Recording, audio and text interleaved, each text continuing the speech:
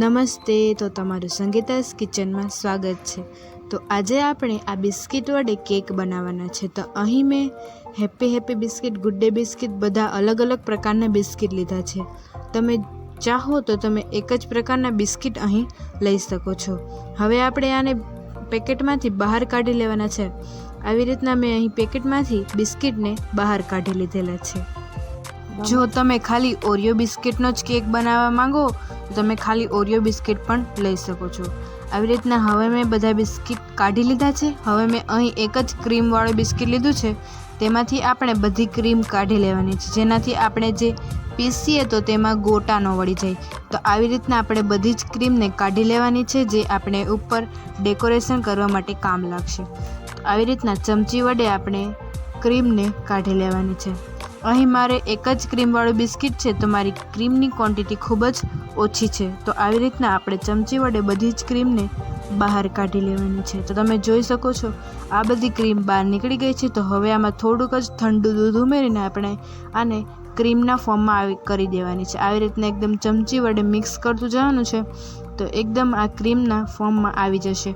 પછી તેને ફ્રીજમાં મૂકી દેવાની છે। તમે બધા જ ક્રીમવાળા બિસ્કિટ પણ લઈ શકો છો। હવે આ બધા બિસ્કિટને આપણે એક મિક્સર જારમાં ટુકડા કરીને અને તેને એકદમ ઝીણો તરીકે પાવડર કરી દેવાનો છે। આવી રીતના બધા જ બિસ્કિટને આપણે મિક્સર જારમાં ઉમેરી દેવાના છે। હવે આપણે આને એકદમ પીસી લેવાનું છે, અને અહીં હું ખાંડ હમણાં જ ઉમેરી દઉં છું, જેથી તે બિસ્કિટ સાથે પીસાઈ જાય છે। તમે ખાંડ તમારી રીતે ઉમેરી શકો છો। તમે જેટલું મીઠું ખાતા હોય તમે તેટલી પ્રમાણમાં ખાંડ ઉમેરી શકો છો। હવે આપણો પાવડર એકદમ ઝીણો રીતે પીસાઈ ગયો છે। તો હવે આને હું એક બોલમાં કાઢી લઉં છું અને તેમાં એકદમ ઠંડુ દૂધ ઉમેરી તેને સારી રીતે એકદમ પેસ્ટની ફોર્મમાં કરી દઉં છું। આવી રીતના તેને ચમચા વડે એકદમ સારી રીતે એકદમ ઠીક તેમાં ગોટા ન હોય રહેવી એવી રીતના આપણે તેને એકદમ મિક્સ કરી દેવાની છે। તમે જોઈ શકો છો આવી રીતના આપણે એકદમ પેસ્ટ તૈયાર થઈ ગઈ છે। બહુ આને આપણે ઠીક નથી રાખવાની અને બહુ પતલી પણ નથી કરી દેવાની। તમે જોઈ શકો છો આપણી પેસ્ટ તૈયાર થઈ ગઈ છે।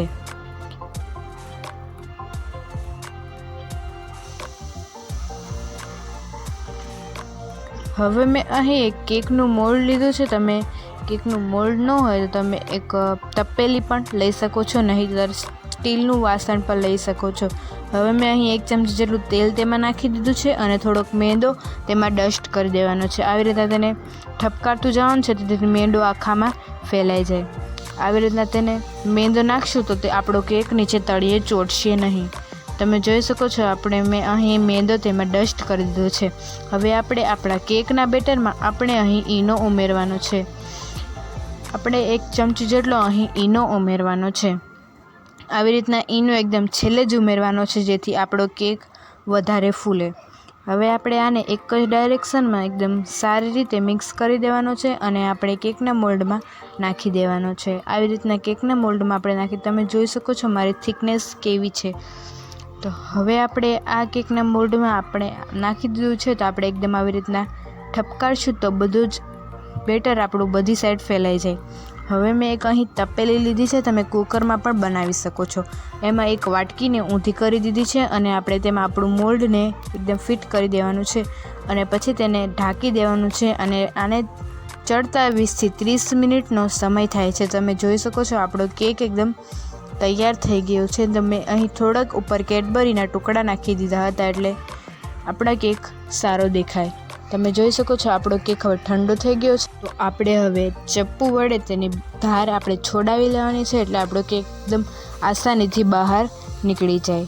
તમે જોઈ શકો છો આવી રીતના આપણે એક ઉપર ચપ્પન મૂકી દેવાનું છે, જેથી આપણો કેક એકદમ સારી રીતે બહાર નીકળી જાય। અને હવે આપણે આને એકદમ ઊંધું કરી દેવાનું છે। આવી રીતના કેક આપણે ઊંધું કરશું અને થોડુંક ઉપર થપકારશું એટલે આપણો કેક એકદમ આસાનીથી બહાર નીકળી જાય છે। હવે આપણે આને ડેકોરેટ કરશું। તો મેં અહીં જે આપણે ક્રીમ બનાવી હતી તે ક્રીમને મેં અહીં ઉમેરી છે અને આપણે આમાં ક્રીમને ઉમેર્યા બાદ અહીં હવે આપણે આમાં વ્હિપ્ડ ક્રીમથી તેનું ડેકોરેશન કરવાનું છે। વ્હિપ્ડ ક્રીમ એકદમ ઓપ્શનલ છે, તમે તેનો ઉપયોગ કરવો હોય તો જ તમે તેનો ઉપયોગ કરી શકો છો। આવી રીતના આપણે કેક પર તેને લગાવી દેવાની છે। તમે જોઈ શકો છો આપણી વ્હિપ્ડ ક્રીમ આપણે આપણા કેક પર લગાવી દીધી છે। હવે આપણે અહીં થોડાક કેડબરીના ચોકો ચિપ્સને થોડુંક મેં છીણી લીધા હતા, તો તેને આવી રીતના કેકની સાઈડ પર તેને લગાવી દઉં છું. અને હવે થોડીક હું તૂટી ફૂટી લઉં છું અને એક મેં ચેરી વચ્ચે મૂકી દીધેલી છે.